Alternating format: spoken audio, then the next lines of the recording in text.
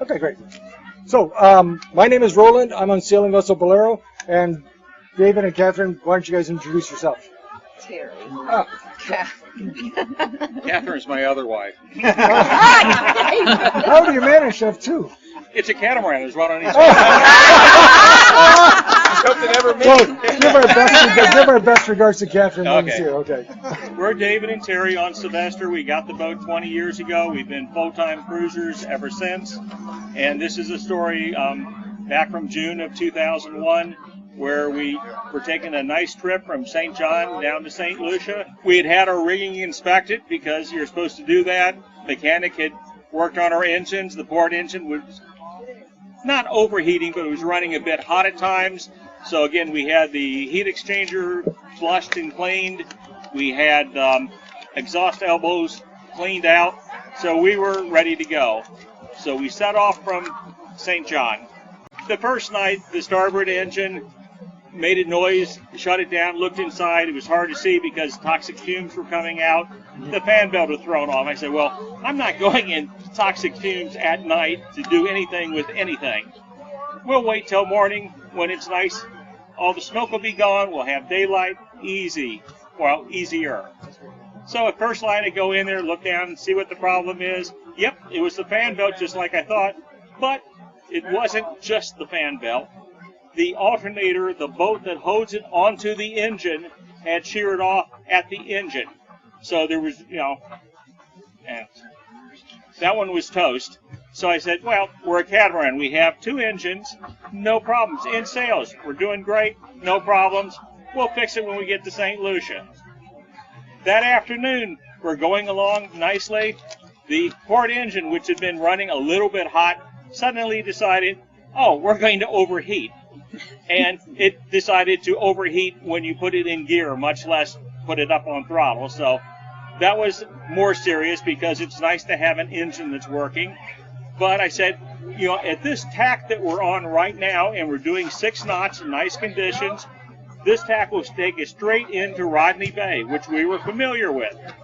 And once there, we'd call up on the radio and have a friend come out with the dinghy to help us get down the channel into the marina. And besides, the engine took about 2-3 minutes before it would overheat, so we had a couple minutes of maneuvering time if we had to with the one engine. So no problem. That's a question. What were the seas like when you're out?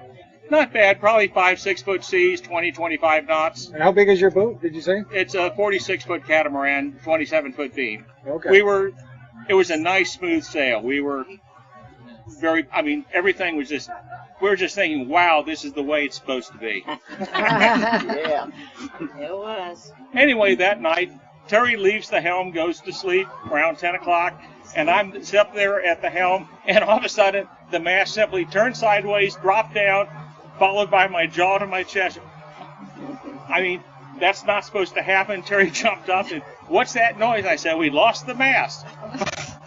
What else do you do? But it's okay. Yeah, everything's fine. We just lost the mast.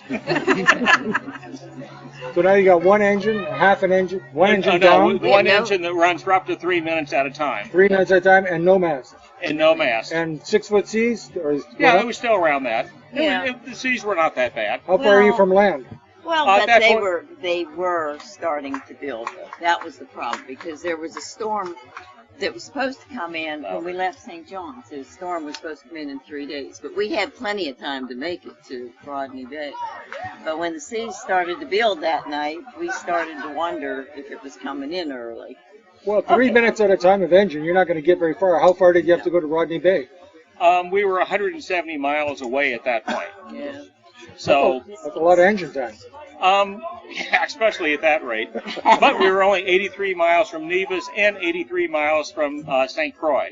So not nearly as bad as, And at our current drift rate, we were drifting at 1.1 knots toward the Colombian coast. And I calculated in about a month, we would hit the coast, and we had enough food and water to last a month. No problem. So, we were in no imminent danger. We weren't taking on water. We just were adrift. Well, but now you got your mast hanging over the side of the boat. That's not a good position to be in. No, it was thumping away, and that's bad. hitting hitting Catherine's side of the hull, I guess. Oh, but yeah, it was on. No, it was on the starboard side, and all the sails were there too. But the boom was still on the deck, and it was lumping up and down on the deck. It had hit the hard bimini and shoved it back, and of course when the mast went over, it took the light rails and everything with it as well. So it was a mess. And something you may not have thought of, when your mast goes over and is down in the water, your radio does not work very well. Neither do your deck lights or all these other things. But we'll get to that later. So, of course, quickly sizing up the situation, we needed to cut the mast loose and get rid of it before it caused more problems. And it was nice and safe to do. We were in 4,000 feet of water. The mast would not cause any hazard to navigation. So we went out. Weren't quite sure how you cut through a mast or cut through the standing rigging. I tried a hacksaw, broke a bunch of blades, did squat. Finally, I had my trusty bolt cutters. There you go. The guy a couple weeks ago who was dismasted, he had small boat cutters. If you notice, he was a pretty beefy-looking guy, and he said he would like to have the larger ones next time. I would have liked to have had larger ones as well. If you notice, this is bent. Also, you notice the teeth on this don't quite go all the way together, and there's little notches out where they're done. These things don't last forever, and after you chew through a few, they don't work quite as well. But you bent that when you were trying to cut them. Well, so you were able to cut the standing rigging with that? Just most of the way through, except for the little gap. Then I used lineman pliers to get through the last few strands. You used whatever you got available. And how did that go? How long did that take? And did it about 40 minutes from the forestay was the last one we did. When that one's cut, it just sort of slithered over the side. Nothing dramatic. I mean, there was nothing really dramatic. It simply on over. Were you doing that at night or during the day? It happened at 10 o'clock at night. Of course, bad things never happen during the daytime. So were you panicked? No. We didn't have time. And we were heavily reefed. At night, we always pretend we reef for 40 knots. So in case 40 knots comes up, we don't have to reef more. We're wimp sailors. We always do things very conservative. During the daytime, we'll have more sail out because we can see stuff coming. At night, we don't want to do we don't want to do anything complicated. So, but we were still doing 6 knots. In a situation like that, you really can't panic. I mean, we were, like, no engines, no mast, no radio. At night, it was not a fun thing. But we do work well together in a crisis, so it just took moments for us to just it took about 40 minutes to get the mast gone with. The other guy did it much faster, but like I said, he was a pretty beefy-looking guy, and he had 2 other guys to help. And, of course, once we get that done, we're there in the dark, floundering, and along comes a freighter bearing down on us. So, normally when that happens, we turn our deck light on and lights up the sails, and, it's pretty hard to miss. Well, that doesn't work when your deck light's underwater. And the big radio doesn't work too well either. And we finally got hold of him on the handheld, just, we're over here with the flashlight, please don't hit us. And he spoke a little bit of English, and he stuck around for a couple hours while we were trying to do. We think he said something about when he got to Dominica, he would order a towboat to come and get us and tow us to shore. We're not sure exactly what he said. No towboat ever showed up. So he stuck around for a couple of hours? He was very nice, Yeah, that's pretty nice, yeah. But after that, he said he needed to get back on schedule. Yeah. And we weren't sinking. We're not taking on water. Like I said, we were good for the next month. Yeah, but we weren't taking on water then. But as the sea started building and building, and with no control of the boat at all, the waves were breaking on the starboard side and sloshing up over into the cockpit. So that was kind of scary because when you see water breaking and coming into your boat, it's not a fun thing. Oh, and of course, the storm did come in a bit early. And I'm checking the charts on where we're going. He said, we're drifting over the Saba Bank. dangerous showing in heavy weather. Oh, that's what you want to hear. So what'd you do then? In the morning, we decided that No one was coming. we need to do something. So I said, well, the alternator is a lost cause. I mean, that thing is just broken off, no way to fix it. And we have one belt that does both the alternator and the cooling pump. So when you don't have that belt, you have a few minutes and it overheats. So I said, the overheating engine. Obviously, overheating engine, it needs more water in it. We have a saltwater washdown pump. All you have to do is replumb that washdown pump and force feed water through that thing, and it will cool off. And with the boats flopping around and all that, it only took me 12 hours to get this rehooked up. How big were the seas when you're doing this?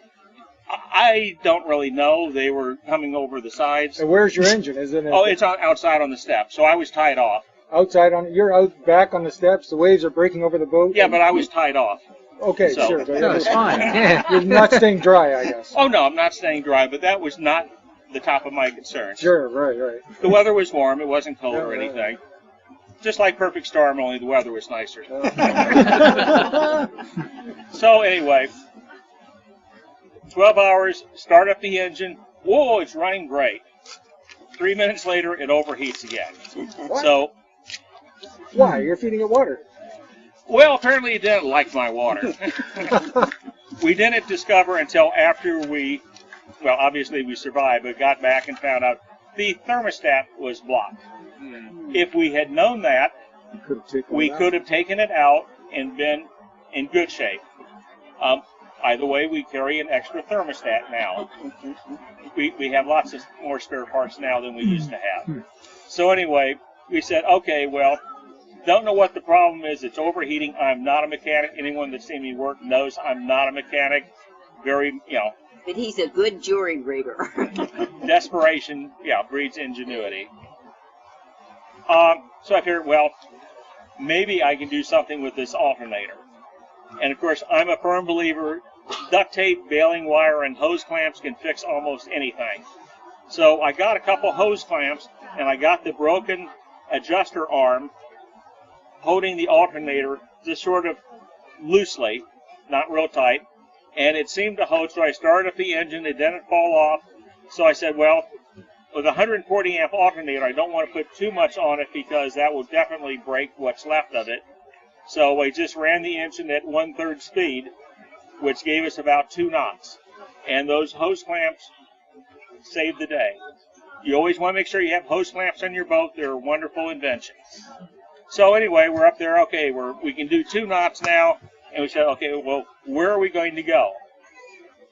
Nevis and St. Croix were equidistant away. We said, St. Croix is English speaking. It belongs to the U.S., so we have the U.S. postal system and telephones, because back then international calls were very pricey. So we said, we'll go back to St. Croix, and 3 days later, we showed up.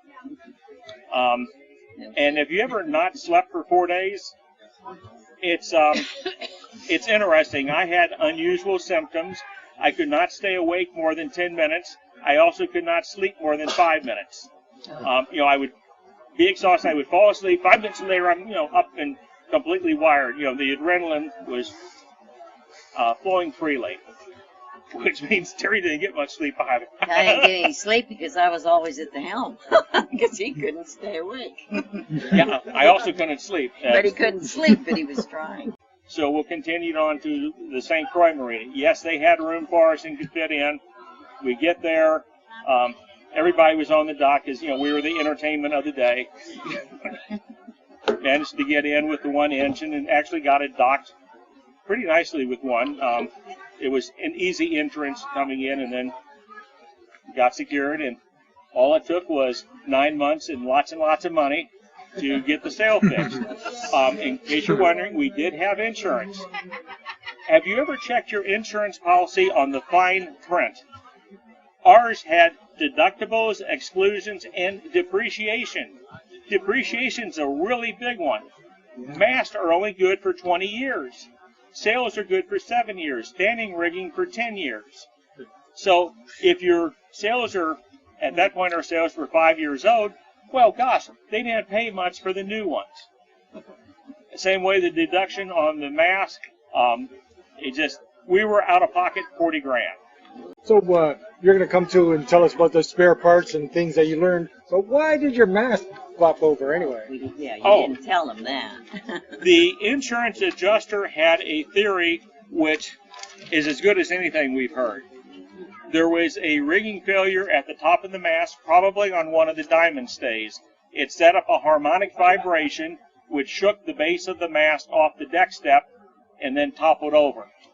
We haven't heard anything. I had lots of pictures of the base of the mast, where it's all torn up metal, but he said, yeah, but it was the other end that was probably the problem. I said, well, that was underwater. I'm not taking pictures of that. So you had your rig inspected, though, not long before you went out? Yes, but... Nothing to see. Apparently. Yeah, we had a professional do it. The second best rigger in Tortola. The best guy you can never get hold of because we're too busy, but the second best guy is usually almost as good. So Terry, were you ready to call it quits and go home? Never thought of it. All right. Were you guys seasick when you were bobbing around out there? No. Not really. When you have really. The adrenaline flowing and you're busy, you tend not to get seasick. Seasick is when you're sitting idle and thinking about getting seasick is when it happens. No, I've seen people be seasick when they're... No, but if you stay busy and active and engaged, you're less likely to be seasick. Okay, in our last talk from David, we heard that you should carry a spare VHF antenna and the coax cable. Do you carry that now? Yeah, West Marine sells a little thing, VHF antenna with a suction cup and 30 feet of line. You stick it up on top, plug it into the back of your radio, and voila, you have communication again. Okay. And what else would you... Okay, so Well, we bought a new handheld VHF because we discovered our old one was not working too well. We should have been able to get hold of that freighter better. We now have 3 handheld VHFs. 3 handheld VHFs, okay. We're belt and suspenders people. And anything else that you learned? We bought a 406 EPIRB. Back at the time, those were available but a little bit pricey, but being somewhat scared of a reoccurrence, we decided an EPIRB would be nice. We would not have activated it on this instance, but it would have been nice having it so that if things had gotten worse, we could have turned it on. We also got a SkyMate communication system. That's similar to what they now do is with inReach. You can do emails and do SOSs and things like that. We also bought a satellite phone. One of the worst feelings that I had out there was the sense of isolation.